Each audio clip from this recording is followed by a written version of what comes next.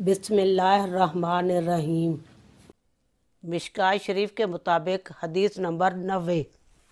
अबू हुरैरा रज़ी अल्लाह ताला अन्हु बयान करते हैं, रसूलुल्लाह सल्लल्लाहु अलैहि वसल्लम ने फरमाया, हर पैदा होने वाला बच्चा फितरतन इस्लाम पर पैदा किया जाता है, बस उसके वालिदैन उसे यहूदी बना देते हैं या उसे नसरानी बना देते हैं या उसे मजूसी बना देते हैं।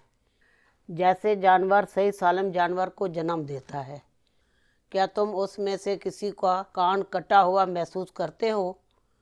फिर उन्होंने ये आयत पढ़ी, ये वो फितरत है जिस पर अल्लाह ने लोगों को पैदा किया और अल्लाह की इस बनाई हुई चीज़ में कोई तब्दीली ना करो, यही दुरुस्त दीन है। मुत्तफ़िक़ा अलैह सही बुखारी शरीफ हदीस नंबर 1358 और सही मुस्लिम शरीफ हदीस नंबर 22/2658।